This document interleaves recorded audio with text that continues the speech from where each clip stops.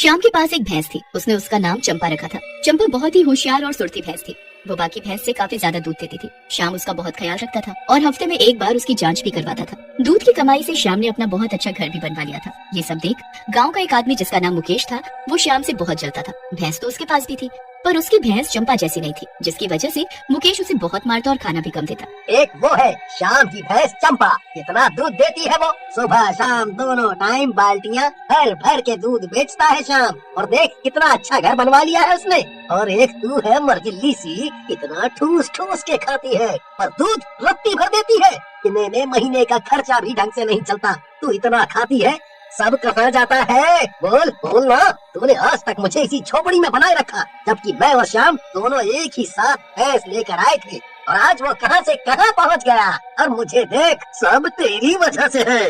उस रात मुकेश ने गुस्से और जलन में अपनी भैंस पर बहुत अत्याचार किया और खाना भी नहीं दिया। ऊपर से कड़क ठंड में बाहर खुले में ही बंधा छोड़ दिया, जिसकी वजह से उसकी भैंस ठिठुर ठिठुर कर मर जाती है। फिर अगली सुबह मुकेश रोज की तरह भैंस का दूध निकालने आता है। अरे ये उठ क्यों नहीं रही? अरे इसे क्या हो गया? थोड़ी जांच पड़ताल करने पर मुकेश ने भैंस को मरा पाया तो अब मुकेश आग बबूला हो गया। बस इसी की कमी रह गई थी। जो चूना फूसा था वो भी मर के साथ ले गई। अब मेरा खाना खर्चा कैसे चलेगा? कैसे भी करके कुछ तो चक्कर चलाना पड़ेगा। कुछ दिनों बाद एक रात को श्याम के घर चोरी हो जाती है।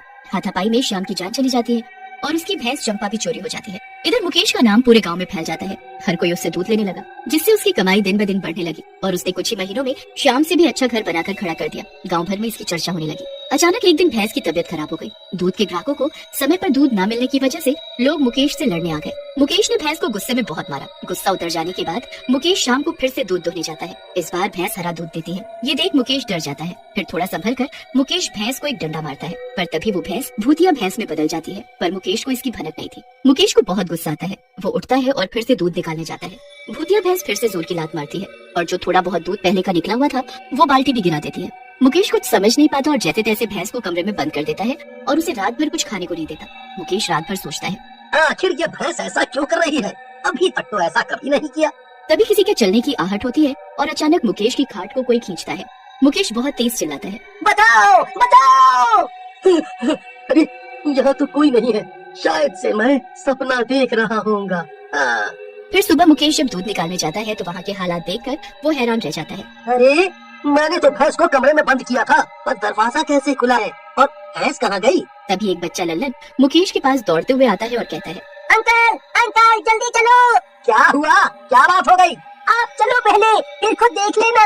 मुकेश उस बच्चे के साथ जाता है तो देखकर हैरान हो जाता है। उसकी भैंस गांव के लोगों के खेतों को पूरी तरह बर्बाद कर देती है और जो कोई उसको रोकने जाता है वो उसको मार देती। सारे गांव वाले मुकेश पर भड़कने लगते हैं। मुकेश अपनी भैंस को रोको, पता नहीं है कैसी भूतिया हरकतें कर रही है। ये हमारे खेतों को बर्बाद कर रही है। बताए देते हैं, रोकना नहीं तो अच्छा नहीं होगा। इसका भुगतान तुम्हें ही भुगतना पड़ेगा। जैसे मुकेश उसे रोकने जाता, भूतिया भैंस उसको अपने सींग से उड़ा देती है। जैसे तैसे सब मिलकर उस भूतिया भैंस को कंट्रोल कर लेते हैं, पर गांव वाले मुकेश को बहुत सुनाते हैं। क्यों रे मुकेश, तेरी भैंस ने हमारी सारी फसल खराब कर दी, अब इसकी भरपाई कौन करेगा? बोल, पूरे साल हमने मेहनत की थी और उसने एक पल में सब पर पानी फेर दिया। कौन क्या करेगा? यही करेगा भरपाई। या तो फसल के पैसे दे या साल भर मुफ्त में दूध देगा हमें, ये वो भी दोनों टाइम।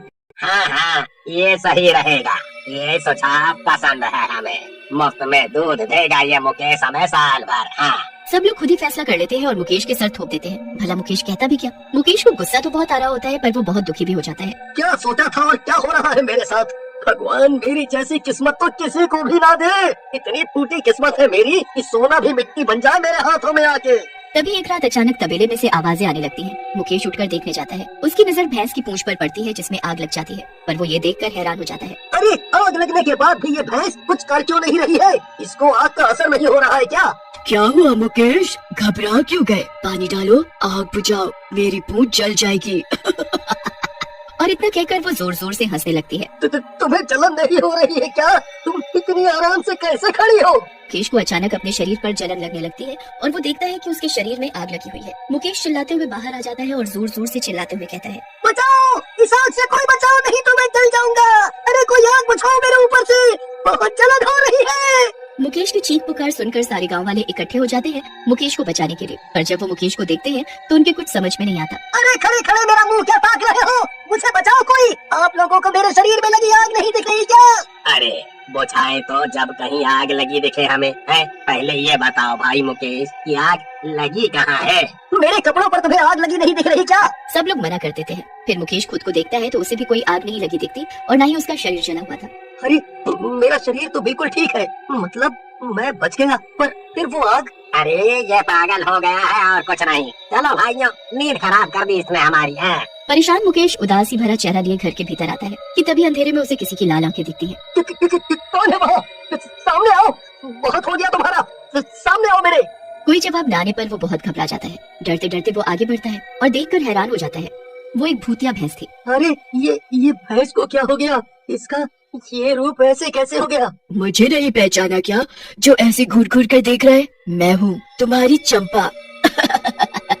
फिर मुकेश तुरंत माफी मांगने लगता है और उससे कहता है, मुझे माफ कर दो, मेरी गलती है, मैंने तुम्हें पहचान लिया, तुम चंपा हो, श्याम की भैंस।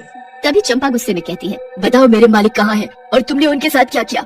तो मुझे उस रात क्यों चुरा कर ले आए? बताओ, नहीं तो मैं तुम्हें जान से मार दूंगी। मुकेश डरते हुए चंपा को सब बताता है। हाँ, उस रात को श्याम के घर चोरी करने मैं ही गया था और मैंने ही श्याम का गला दबाकर उसको मार दिया जलन में, और तुम्हें चुरा कर अपने घर आया जिससे कि मैं भी पैसे वाला बन सकूं।